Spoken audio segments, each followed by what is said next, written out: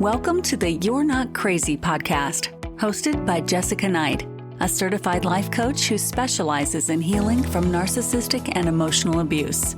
This podcast is intended to help you identify manipulative and abusive behavior, set boundaries with yourself and others, and heal the relationship with yourself so you can learn to love in a healthy way. You can connect with Jessica and find additional resources, content, and coaching at emotionalabusecoach.com. Hello, and thank you for being here. Before we dive in, I want to go through the fine print and share how we can work together. Because healing from this kind of pain takes a lot more than time. It takes the right kind of support. I work with people entangling themselves from emotionally abusive relationships, coercive control, trauma bonds, high conflict co-parenting dynamics, high conflict divorce, and if you're at the beginning of the road and wondering what divorce would look like. I offer one-on-one coaching at every stage. If you're still in the relationship, if you're unsure if it's abuse, if you know it's abuse but you're having trouble understanding what that looks like, or what to do with it, I can help you name what's happening, start setting boundaries that work for you, and figure out what you need. If you're thinking about leaving, we'll explore what that might look like in a grounded and personalized way. If you're navigating divorce or custody or co-parenting with a high conflict person, I can help you document, strategize, and stay emotionally anchored, especially when you're being gaslit, discredited, and re-traumatized by the legal system. If you've already left and you're stuck in the trauma bond, or if you've been discarded and struggling to feel like yourself again, I can help you rebuild self-trust and reconnect with your own nervous system in a way that actually feels doable. Everything I do is highly personalized. I don't walk you through a one-size-fits-all program. I listen, I reflect, and I guide you based on what you're facing right now. And some people work with me through a one-time validation call, which is offered on my website, where we zero in on one issue you're struggling with and start to untangle it together. Others work with me on a weekly or bi-weekly basis, depending on what's going on in your specific situation. And this is especially helpful when healing from emotional abuse and also in divorce.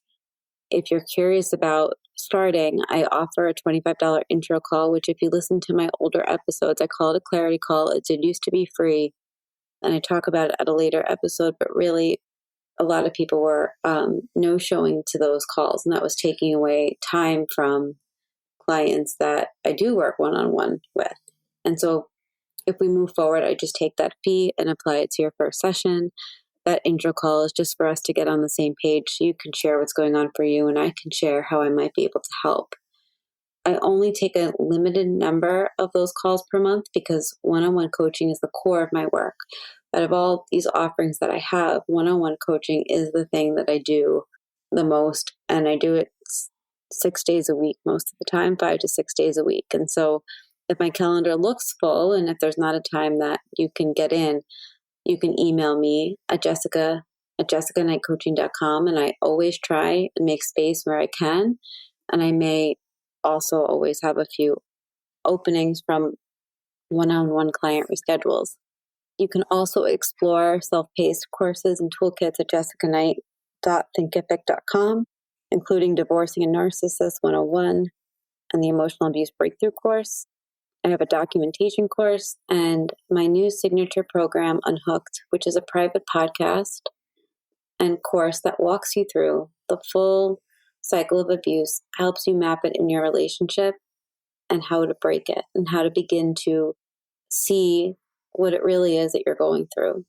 If you want ongoing support in a more flexible way, you could always check out my Substack at jessicaknight.substack.com. Each month I focus on a different theme, from trauma bonding to divorce to cluster B to sexual coercion to emotional abuse to toxic breakups. Those are just some from this year. Paid members get access to monthly deep dives, master classes, Q&As, strategy kits, and I'm working on some more group options. There is also a free option and a monthly option. So please head over to Substack. The link is in my show notes. You also can just search Jessica Knight Coaching and I'll come up. Everything that I create is meant to help. My coaching, my writing, my courses, this podcast, it's built around the one truth that you're not crazy. You are conditioned to doubt your reality, and I want to help you change that and understand what you're going through. If you like this podcast, the best thing that you can do is subscribe and rate the episode 5 stars. You can find me on my websites, emotionalabusecoach.com and high-conflict divorcecoaching.com. All of the offerings that I just mentioned are also in the show notes below. Now let's get to the episode. I'm sure that if I said no one sees it, they just think he's nice. They just think that maybe I'm being too harsh or like that I'm not working with him. And if you're going through a high conflict divorce, you'd probably say, oh, I feel that all the time. And I hear it all the time. And I think one of the hardest parts of covert abuse is that the quote unquote nice isn't safe. And it's one of the most common and one of the hardest things to show in the cycle of abuse, especially in family court, because the people around you in your own world outside of court and all the things see charm and helpfulness and reliability, and you see control, you see cruelty, you see constant psychological pressure that nobody else believes, you see the messages, you see the pretending to be nice, you see the purposely being aggressive or mean. And when I see this happen, I usually tell people when they say something like, is it just going to get better once we're out of it? I say, well, it's going to get really messy because it always does. And then eventually, in my perspective, and sometimes this takes a really long time, sometimes it doesn't take as long as you think, the patterns start to become really clear. And when you live it, you really start to recognize it everywhere. Like it's in the tone of a text message that sounds polite, but it's not. It's in the tone of a request that seems like, oh, let's just switch time. Or it's like showing up uninvited to a kid's soccer game, or a sports event that you didn't know and they've never gone to. And to the outside people looking at it, including legal professionals, it might seem harmless, but to a survivor, you start to know that they're only showing up because of you, right? It's not about the kids. It's not about being involved. It's about showing up to control that perception. So that way, if you're mean, if you're reactive, or if you're even just triggered, they get to say, well, I was just being nice. But meanwhile, you're like, well, they've literally never came to a game in the 5 years that my child has played soccer. And they only came today after we went all day back and forth over a $20 expense. And when you map these moments over time, and when you look at it, a pattern forms, and people really ask me this all the time. They're like, how can you see it? Like, how can you see it from that one message? Or, I've been explaining this and no one else sees it. It's because I've lived it, first of all, but because you can see the pattern, right? Like, I think that once you've lived fake niceness, you know when something is not nice. And a lot of people wonder why the legal system doesn't get it. And most of the systems that we turn to, the courts, the lawyers, the evaluators, they're designed to recognize physical evidence and overt violence. So evidence written down, evidence that's clear, and violence that is undeniable. But they're not equipped to see patterns of coercive control. And so when survivors present documentation and text messages and these patterns, the reaction is often confusion, but it comes out as dismissing you. It comes out as, it doesn't seem that bad. You're overreacting, or you're wasting money having me weigh in on this.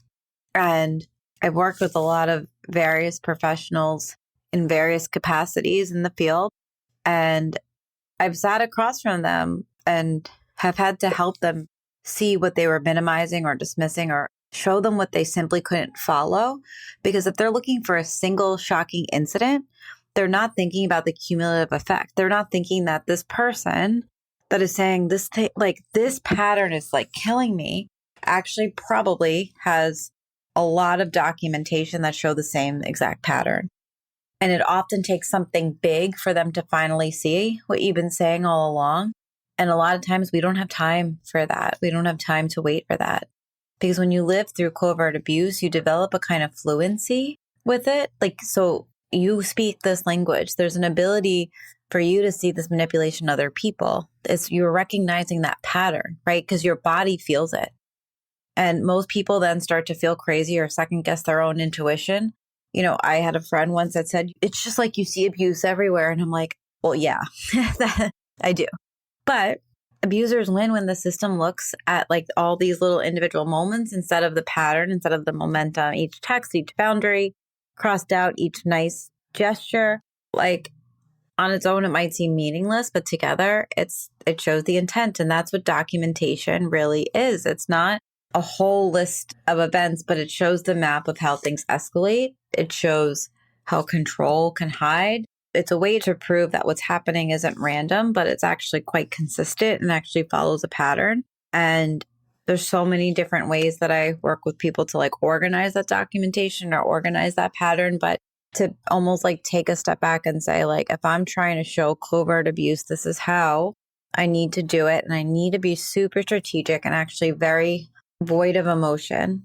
Otherwise, they may not even see it, because the minute I start getting emotional, that's where the focus will change. And if you've ever had to explain what you're going through to somebody who doesn't believe you, or the exhaustion that comes from like all of the chaos to even sound coherent, you know what it's like to doubt your own sanity, because nobody can see it as clear as you.